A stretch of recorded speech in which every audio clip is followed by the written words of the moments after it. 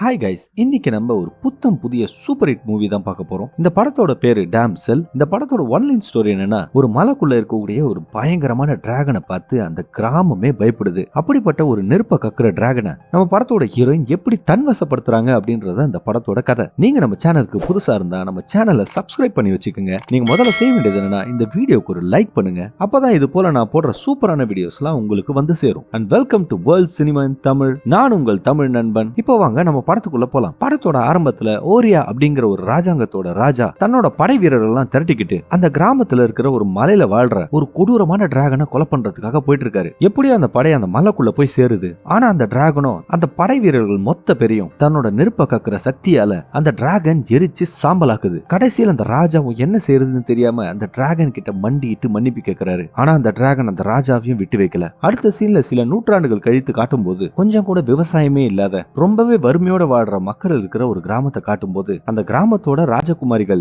Elordi அப்புறம் ஃபிளாரியா அப்படிங்கிற ரெண்டு பேரும் தங்களோட கிராம மக்களோட நலனுக்காக ரொம்பவே கஷ்டப்படுறாங்க. ஒரு நாள் ஒரு கன்னியாஸ்திரி இவங்க ரெண்டு பேரையும் சந்திச்சு ஆரியாவோட ராணி இசபெல் அப்படிங்கிறவங்க தன்னோட மகன் ஹென்ரிக்கு ஒரு பொருத்தமான வரன் தேடுறதா இவளுக்கு தெரிய வருது. எலோடியோட அப்பாவும் இந்த கல்யாணத்துக்கு மனப்பூர்வமா சம்மதிச்சுட்டு அவளையும் வற்புறுத்துறாரு. ஆரம்பத்துல எலோடி அந்த கல்யாணத்துக்கு மறுத்தாலும் தான் கிராமத்து மக்களுக்காக அந்த கல்யாணத்துக்கு சம்மதிக்கிறா. அடுத்த நாள் அவங்க எல்லாருமே அந்த ஆரியான்ற நாட்டுக்கு அந்த கல்யாணத்தை பத்தி பேசுறதுக்காக போறாங்க. பல மணி நேரம் டிராவலுக்கு அப்புறம் அவங்க எல்லாருமே அந்த நாட்டை போய் அடைஞ்சிடுறாங்க. அந்த நாட்டோட அழகை பார்த்து அவங்க எல்லாம் அப்படியே மெய் மறந்து நிக்கிறாங்க. அந்த நாடை சுத்தி பச்சை பசேல்னு எங்க பார்த்தாலும் விவசாய நிலமா இருக்கு. அங்க வந்தவங்கள அந்த அரண்மனையோட காவலாளி ரொம்ப சந்தோஷமா வரவேற்றுட்டு ராயல் ஃபேமிலி ஒரு பூஜையில இருக்காங்கன்னு சொல்லி அவங்க எல்லாரும் வெயிட் பண்ண சொல்றாரு. அந்த நேரத்துல அந்த அரண்மனை சுத்தி பாக்குற எலோடி அதோட அழகை பார்த்து அப்படியே மெய் சிலிர்த்து போறா. அவ அந்த அரண்மனை பால்கனில இருந்து பார்க்கும்போது பக்கத்தரையில இருந்து எலோடியை பார்த்து ஒரு பொண்ணு சிரிக்கிறா. அவளை பார்த்து எலோடியும் சிரிக்கிறா. அடுத்த நாள் காலையில அவங்க எல்லாருமே அந்த அரண்மனையோட ராஜாவையும் ராணியையும் அப்புறம் அவங்க பையன் ஹென்ரியும் பாக்குறாங்க. அதுக்கப்புறம் எலோடியோட அப்பாவும் அந்த ராணி இசபெல்லும் தனியா பேச ஆரம்பிக்கிறாங்க.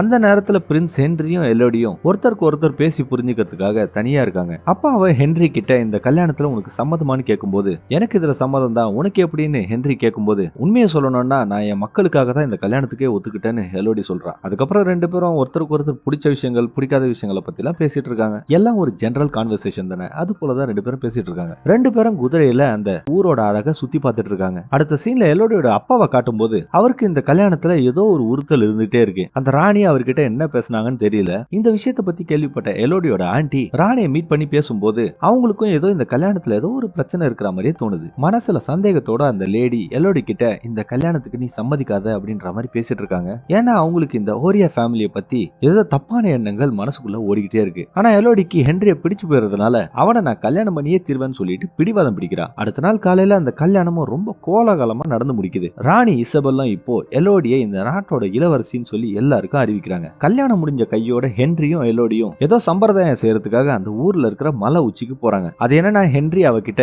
தங்களோட மூதாதையர்களுக்கு மரியாதை செலுத்துறதுக்காக தான் நாங்க இதை செய்வோம் அப்படின்னு சொல்லிட்டு கூட்டிட்டு போறோம். அங்க போய் பார்க்கும்போது அங்க இருக்கிறவங்க எல்லாருமே கொஞ்சம் விசித்திரமா இருக்காங்க. ராணி இசபெல்லும் ஒரு கன்னியாஸ்திரி மாதிரி ட்ரெஸ் பண்ணிட்டு இருக்காங்க. அவங்க எலோடி கையில ஒரு தங்க காசை கொடுத்துட்டு அவங்க ரெண்டு பேரையும் அந்த குகைக்குள்ள கூட்டிட்டு போறாங்க. அவங்கள கூட்டிட்டு போகும்போது அந்த ராணி அவங்க நாட்டோட வரலாற்றை பத்தி சொல்லிக்கிட்டே போறாங்க. தங்களோட மூதாதையர்கள் முதல்ல இங்க வந்ததாகவும் அப்போ இந்த நாட்டுல ஒரு கொடூரமான மிருகம் இருந்ததாகவும் அது அந்த மக்களை எல்லாம் கொன்று குவிக்கும் போது தங்களோட அரசன் அதை அழிக்கிறதுக்காக அவரோட 3 பெண் குழந்தைகளையே அந்த மிருகத்துக்கு பலியா கொடுக்கறேன்னு சொல்லி சத்தியம் பண்ணதாகவும் சொல்லிட்டு இருக்காங்க. இந்த ஊர்ல எப்பவுமே அமைதி நிலவரத்துக்காக அன்னையில இருந்து இந்த சடங்கை நாங்க பண்ணிட்டு வரோம் அப்படின்னு சொல்லிட்டு இருக்காங்க. அவங்க பேசிக்கிட்டே எலோடி கையிலயும் ஹென்ரி கையிலயும் கத்தியால ஒரு கீரலை போட்டுட்டு ரெண்டு பேர் கையும் சேர்த்து வச்சு இப்போ எங்களோட ராயல் பிளட் உன்னோட சேர்ந்துருச்சு அப்படின்னு சொல்லிட்டு இருக்காங்க. அந்த சடங்கை முடிக்கிறதுக்காக எலோடி கிட்ட அந்த காயினை கீழே போட சொல்லும் போது எலோடியும் அந்த காயினை கீழே போட்டுடுறா. அதுக்கப்புறம் ஹென்ரியும் எலோடிய கை தாங்களா தூக்கிட்டு தன்னோட மனைவிய ரொம்ப அன்பா கூட்டிட்டு போயிட்டு இருக்கான். அவன் அந்த சின்ன பிரிட்ஜ் மேல நடந்து போயிட்டு இருக்கும் போது எதிர்பாராத விதமா எலோடிய வேணும்னே கீழே போட்டுடுறான். அவளும் அந்த பாதாளத்துக்குள்ள இருந்த செடி வேறு அதெல்லாம் புடிச்சுக்கிட்டு எப்படியோ கீழே வந்து விழுறா. மயக்கம் தெளிஞ்சு எழுந்த எலோடி ஒரு பயங்கரமான இருண்ட குகைக்குள்ள இருக்கிறத தெரிஞ்சுக்கிறா. அட பாவிங்களா இப்படி பண்ணிட்டீங்களேன்னு சொல்லிட்டு அவ அங்க இருந்து தப்பிக்கலாம் நினைக்கும் போது சில செயின் நெக்லஸ் தங்க காசு போன்ற பொருட்கள் எல்லாம் பார்த்துட்டு இவ இவங்களோட சூழ்ச்சிக்கு சிக்கிற முதலாளி இல்ல அப்படிங்கறத தெரிஞ்சுக்கிறா. எரிச்சலான எலோடிக்கு பக்கத்துல ஏதோ பறக்கிற சத்தம் கேட்ட உடனே அதை நோக்கி போக ஆரம்பிக்கிறா. என்னடான்னு பார்த்தா ஒரு சின்ன பறவை தீப்பத்தி எரிஞ்சு பறந்துட்டு இருக்கு. அதை அவ காப்பாத்த முயற்சி செய்யும் போது ஒரு குகைக்குள்ள இருந்து 100கணக்கான பறவைங்க அப்படி எரிஞ்சுக்கிட்டே நெருப்பு குழம்பு மாதிரி பறந்து வருது. என்னடான்னு பார்த்தா அங்க ஒரு பயங்கரமான மிருகம் எனக்கு ஒரு ராயல் பிளட்டோட வாசம் வருதுன்னு சொல்லிக்கிட்டே வந்துட்டு இருக்கு. அப்பதான் அவளுக்கு ஹென்ரியோட ரத்தம் ரத்தத்தோட கலந்த விஷயம் ஞாபகத்துக்கு வருது. இந்த வாசனையை வச்சுதான் அந்த மிருகமும் எலோடி கிட்ட வந்துட்டு இருக்கு. அந்த கொடூரமான டிராகன் எலோடியை நோக்கி நெருப்பு குழம்ப அப்படியே கக்க ஆரம்பிக்குது. உயிருக்கு பயந்த எலோடி அங்கிருந்து ஓட ஆரம்பிக்கிறா. அவ ஓடிக்கிட்டே இருக்கும்போது ஒரு டெட் பாடியை பாக்குறா. அந்த பாடி யாரோடதுன்னா அரண்மனையில எலோடியை பார்த்து சிரிச்சால ஒரு பொண்ணு, அந்த பொண்ணோடதுதான். இதுல இருந்துதான் அந்த பொண்ணும் எலோடி மாதிரியே மாட்டிக்கிட்டான்னு அவளுக்கு தெரிய வருது. அதை பத்தியெல்லாம் யோசிக்கிறதுக்கு நேரம் இல்லாத எலோடி அந்த குகையில இன்னும் டீப்பா ஓட ஆரம்பிக்கிறா. அவ எப்படியோ ஒரு சின்ன பொந்துக்குள்ள ஒளிஞ்சுக்கிட்டு அந்த டிராகனோட நெருப்புல இருந்து தப்பிச்சிடுறா. ஆனா துரதிருஷ்டவசமா அந்த தீ அவளோட கால்ல பட்டு அவ காலோட சில பகுதிகள் எரிஞ்சிடுது. அந்த உயிர் போற வலியையும் பொறுத்துக்கிட்டு ஒரு துணியை கிழிச்சு அவ காயத்துக்கு சுத்திக்கிறா. அவ கிட்ட இருந்த ஒரு டாலர் செயினை சூடாக்கி அதை லைட் மாதிரி பயன்படுத்தி அந்த குகையோட ஆழத்துக்கு போக ஆரம்பிக்கிறா. இன்னும் ஆழமா போக போக அவ ஒரு பிரகாசமான இடத்த வந்து அடையறா. அங்க இருக்கிற செவுத்துல ஏதோ பிரகாசமா ஜொலிக்கிற மாதிரி தெரியுது. அதை அவ நோக்கி போகலான்னு நினைக்கும் போது கீழே ஒரு அகல பாதாளத்தை பார்த்து நின்னுடுறா. தப்பிக்க வழியே இல்லாத எலோடி தன்னோட மொத்த சக்தியையும் போட்டு அந்த பாதாளத்தை எப்படியோ எகிரி குதிச்சு தாண்டா. அந்த நேரத்துல அவ அதுல இருந்து ஸ்லிப் ஆகி கீழே விழ போகும்போது அதிர்ஷ்டவசமா அவ துணியில இருந்த சில நகை அவளை சறுக்கி விடாம தடுத்துடுது. அவனை எப்படியோ அந்த சர்வலை தாண்டி மேலே ஏறி அந்த பிரகாசமான இடத்த போய் சேர்ந்து பார்க்கும்போது லைட்டை வெளிப்படுத்தக்கூடிய பூச்சிகள் மாதிரி தெரியுது. அவளும் அதெல்லாம் பிடிச்சி ஒரு பைக்குள்ள போட்டு ஒரு டார்ச் லைட் மாதிரி பயன்படுத்தி உள்ள போக ஆரம்பிக்கிறான். அவ பக்கத்துல கொஞ்சம் தண்ணி தேங்கி இருக்கிறத பார்த்துட்டு அதை குடிக்கலாம்னு நினைக்கும் போது அந்த தண்ணி ரொம்ப அழுக்கா இருக்கிறதுனால அவளால குடிக்க முடியல. தன்னோட தாகத்தை எப்படியாவது தனிச்சாகணும்னு நினைக்கிற எல்லோடிக்கு ஐஸ் கட்டி போன்ற அந்த வடிவம் சுட்டு சுட்டா தண்ணியை கொடுத்து அவளோட தாகத்தை தணிக்குது. அவள அதை மெதுவா குடிச்சிட்டு இருக்கும் போது அந்த ஐஸ் எல்லாம் வேகமா உருக ஆரம்பிக்குது. என்னடான்னு பார்க்கும்போது அந்த டிராகன் அந்த இடத்துல வந்து நெருப்ப கக்கும் போது அந்த ஐஸ் தண்ணியா மாறிடுது. எல்லோடியும் அது கிட்ட இருந்து தப்பிச்சு ஓட ஆரம்பிக்கிறா. அவ இன்னொரு பொந்துக்குள்ள வந்து பார்க்கும்போது சில பேரோட பேரெல்லாம் அந்த செவுத்துல எழுதிருக்கு. இவளை போலவே நிறைய பேர் இங்க வந்து சிக்கியிருக்காங்க போல இருக்கு. கொஞ்ச நேரம் கழிச்சு ரொம்ப டயர்டான எல்லோடியும் நிக்க முடியாம அங்கேயே படுத்து தூங்கிடுறா. எல்லோடி கண்ணை முழிச்சு பார்க்கும்போது அவ அடிப்பட்ட கால் மேல அந்த பிரகாசமான பூச்சிங்கெல்லாம் உட்காந்து ஏதோ செஞ்சிட்டு இருக்கு. அதெல்லாம் எடுத்து வெளியே போடும்போது எல்லோடி தான் கால்ல இருந்த காயம் சுத்தமா ஆறிட்டதை பார்த்து ரொம்ப ஆச்சரியப்படுறா. அப்பதான் அவ இந்த பூச்சிங்க காயத்தை குணப்படுத்துங்கன்னு தெரிஞ்சுக்கிட்டு தான் உடம்புல இருந்த எல்லா காயத்துமே அந்த பூச்சை வைக்கிறா. கொஞ்ச நேரம் கழிச்சு அங்க இருந்து கிளம்புற எல்லோடி அங்க இருந்த ஒரு செவுத்துல ஏதோ மேப் மாதிரி வரைஞ்சிருக்கிறத பார்த்து அதன்படியே போலான்னு சொல்லிட்டு ஆரம்பிக்கிறா.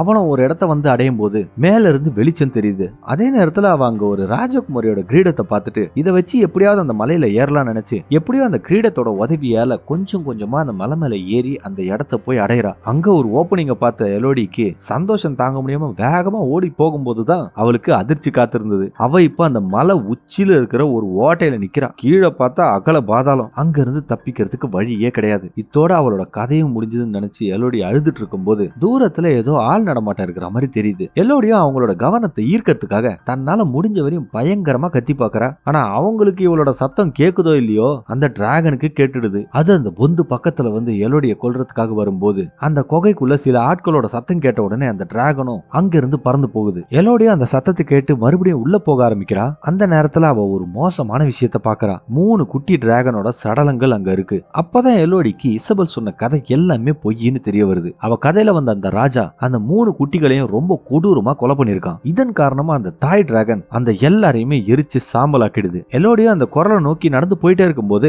அவளை காப்பாத்துறதுக்காக அவங்க அப்பாவும் சில ஆட்களும் வந்திருக்காங்க. எப்படியோ உயிர் தப்பிச்சிட்டோன்னு எலோடி நினைக்கிறதுக்கு முன்னாடியே அந்த டிராகன் அங்க வந்து அங்க இருந்த ஒருத்தரையும் பயங்கர கொடூரமா கொலை பண்ண ஆரம்பிக்குது. உயிருக்கு போராடிட்டு இருக்கிற தன்னோட அப்பா எலோடி கிட்ட அந்த இடத்துல இருந்து எப்படி தப்பிக்கணும்ன்ற வழியும் சொல்லி வெளியே நிக்கிற ஒரு கப்பல்ல தன்னோட அம்மாவும் தங்கச்சியும் இருக்கிறதா சொல்லிட்டு இறந்துடுறாரு. தான் அப்பா இறந்து போன வருத்தம் அவளுக்கு இருந்தாலும் நேரத்தை வீணாக்க கூடாதுன்னு புரிஞ்சுக்கிட்டு அவங்க வந்த கயத்தை பிடிச்சி எலோடி எப்படியோ மேல ஏறி போயிட்டு இருக்கா. அந்த நேரத்துல அந்த டிராகன் அவளை பார்த்துட்டு அவளை கொல்றதுக்காக நெருப்ப கக்க ஆரம்பிக்குது. ஆனா எலோடி எப்படியோ அதுல இருந்து தப்பிச்சு வெளியே வந்துடுறான். அங்க நின்னுட்டு இருந்த ஒரு குதிரையை எடுத்துக்கிட்டு அந்த மலையை விட்டு எலோடியும் தப்பிச்சு போக ஆரம்பிக்கிறா. ஆனா அந்த டிராகன் அவளை விடுற மாதிரியே தெரியல. அதுவும் அவளை விடாம துரத்திக்கிட்டு வரும்போது எலோடி அந்த குதிரையை விட்டுட்டு ஒரு கல்லு கடியில ஒளிஞ்சுக்கிறா. எலோடி எப்படியோ தப்பிச்சுட்டான்னு நினைச்சுக்கிட்டு அந்த டிராகன் அந்த மலையை சுத்தி இருக்கிற எல்லா விஷயத்தையும் தன்னோட நெருப்பால எரிச்சு சாம்பலாக்குது. இதை தன்னோட அரண்மனையில இருந்து பார்த்துட்டு இருந்த இசபெல் அவங்க கொடுத்த உயிர் பலி வீணா போயிருச்சுன்னு புரிஞ்சுக்கிட்டு அந்த கப்பலுக்குள்ள போய் எலோடியோட தங்கச்சி புளோரியாவை அடுத்த பலி கொடுக்கறதுக்காக அவளை பிடிக்கும் போது அவங்க ஆண்டி அந்த காவலாளிகளை தடுத்து நிறுத்துறாங்க. அப்ப அதுல இருந்த ஒருத்தன் அவங்கள கத்தியால குத்திடுறான். அவங்களும் உயிரை கையில புடிச்சுக்கிட்டு எலோடிய தேடிக்கிட்டு அவளை வந்து அடையறாங்க. நடந்த விஷயம் எல்லாத்தையும் எலோடி கேட்டுட்டு தான் தங்கச்சி புளோரியாவை காப்பாத்துறதுக்காக அந்த குதிரையை எடுத்துக்கிட்டு போறா. அந்த மலைக்கு மறுபடியும் போற அந்த ராணி அவங்க பையன் ஹென்றி கிட்ட தன்னோட ரத்தத்தை புளோரியா கூட சேர்க்கும்படி கேட்கும்போது என்னால இது முடியாது, அவ ஒரு சின்ன பொண்ணுன்னு சொல்லிட்டு இருக்கான். அந்த நேரத்துல அந்த ராணி இசபெல் தன்னோட கையை அறுத்துக்கிட்டு புளோரியாவோட ரத்தத்தோட சேர்த்து அவளை அந்த குகைக்குள்ள தூக்கி போட்டுடுறாங்க. அந்த இடத்துக்கு வந்து சேர்ற எலோடியாக்கு அதிர்ச்சி தான் காத்துட்டு இருந்தது. அவ தங்கச்சியை எப்படியோ தூக்கி போட்டுட்டு இருக்காங்க. எலோடியாவும் ஒரு கைத்தை பிடிச்சு அந்த குகைக்குள்ள இறங்க ஆரம்பிக்கிறான். உள்ள இறங்கி போன எலோடியா அந்த டிராகனை திசை திருப்பத்துக்காக சத்தம் வரா மாதிரி ஒரு விஷயத்த செஞ்சு வச்சுட்டு தன்னோட அப்பாவோட கத்தி எடுத்துக்கிட்டு அவ தங்கச்சியை தேடி போறான். அப்பாவை செட் பண்ண சத்தம் கேட்ட உடனே அந்த டிராகனும் அதை நோக்கி பறந்து போகுது. இந்த சந்தர்ப்பத்தை பயன்படுத்தி அவ ஃபிளாரியாவை காப்பாத்துறா. அவங்க அங்கிருந்து தப்பிக்கலாம் நினைக்கிறதுக்குள்ள அந்த டிராகன் வந்துடுது. இப்ப எங்கேயும் ஓடி ஒளிய முடியாததுனால எலோடி ஃபிளாரியா கிட்ட ஒளிஞ்சிக்க சொல்லிட்டு அந்த டிராகனை தைரியத்தோட எதிர்த்து நிக்கிறா. அப்ப அவ அந்த டிராகன் கிட்ட அது இதுவரை கொண்ட எந்த பொண்ணுகளும் ராஜ வம்சத்தை சேர்ந்தவங்க இல்லன்னு சொல்லிட்டு இருக்கா. இந்த விஷயத்தை ஏத்துக்காத அந்த டிராகன் எலோடியாவை அப்படியே கோழு குஞ்சு அமுக்கிற மாதிரி அமுக்கிடுது. அப்ப எலோடியா எப்படியோ அந்த கத்தியை வச்சு அந்த டிராகனோட கண்ணை குத்திடுறா. அந்த டிராகனோட பிடியில இருந்து தப்பிச்ச எலோடியா ஒரு புதிய ஐடியாவை யோசிச்சு சி மாதிரி வடிவம் கொண்ட ஒரு கல்லுக்கு முன்னாடி நின்னுட்டு இப்போ என்ன நீ எரிச்சு சாம்பலாக்குன்னு அந்த டிராகனை பார்த்து சொல்றா. அந்த டிராகனும் நெருப்ப கக்கும் போது எலோடியா அதுல இருந்து தப்பிச்சிடுறா. ஆனா அந்த நெருப்பு அந்த கல்லு மேல பட்டு மறுபடியும் அந்த டிராகன் மேலேயே பட்டுடுது. இதனால அந்த டிராகன் பலத்த காயடைஞ்சு அங்கேயே படுத்துடுது. அந்த நேரத்துல எலோடியா அந்த டிராகன் கிட்ட அவ கையில இருந்த அந்த வெட்டு காயத்தை காமிச்சு இப்படிதான் எங்களை ராஜ வம்சத்தை சேர்ந்த ரத்தம்னு சொல்லி உனக்கு பலி கொடுக்குறாங்க அப்படின்னு சொல்லி புரிய வைக்கிறான். தான் தப்ப உணர்ந்த டிராகன் எலோடியா கிட்ட தன்னை கொன்னுட சொல்லி கேக்குது. ஆனா மனசு கேட்காத எலோடியா அங்க அவ கண்டுபிடிச்ச அந்த பிரகாசமான பூச்சிகளை வச்சு அந்த டிராகனோட காயத்துக்கு மருந்து மாதிரி போட்டு விடுறா. அடுத்த சீன்ல எலோடியா அந்த அரண்மனைக்கு வரும்போது நம்ம தலைவர் ஹென்றி இன்னொரு கல்யாணத்தை பர்ஃபார்ம் பண்ணிட்டு இருக்காரு. அவ அந்த கல்யாணத்தை நிறுத்தி அந்த பொண்ணுக்கு எல்லா விஷயத்தையும் சொல்லிட்டு அந்த பொண்ணோட குடும்பத்துல இருந்த எல்லாரையும் அங்க இருந்து போகும்படி சொல்லிடுறா. அந்த நேரத்துல அங்க வந்த டிராகன் அந்த அரண்மனையில இருந்த ராஜவம்சத்தை சேர்ந்த எல்லாரையும் சேர்த்து அந்த அரண்மனையையும் எரிச்சு சாம்பலாக்குது. அதுக்கப்புறம் எல்லோடி ஃப்ளோரியா அவங்களோட ஆன்டி எல்லாருமே தங்களோட சொந்த நாட்டுக்கே போகும்போது அவங்க கூடவே அந்த டிராகனும் போகுது. அப்படியே படத்தையும் முடிக்கிறாங்க. ஓகே ஃப்ரெண்ட்ஸ், இந்த வீடியோக்கு கண்டிப்பா ஒரு லைக் போட்டுருங்க. நீங்க நம்ம சேனலுக்கு புதுசா இருந்தா சேனலை சப்ஸ்கிரைப் பண்ணிக்கோங்க. அண்ட் இது உங்களோட வேர்ல்ட் சினிமா இன் தமிழ். நான் உங்கள் தமிழ் நண்பன். கூடிய விரைவில் மீண்டும் சந்திப்போம். அதுவரை அனைவருக்கும் நன்றி, வணக்கம்.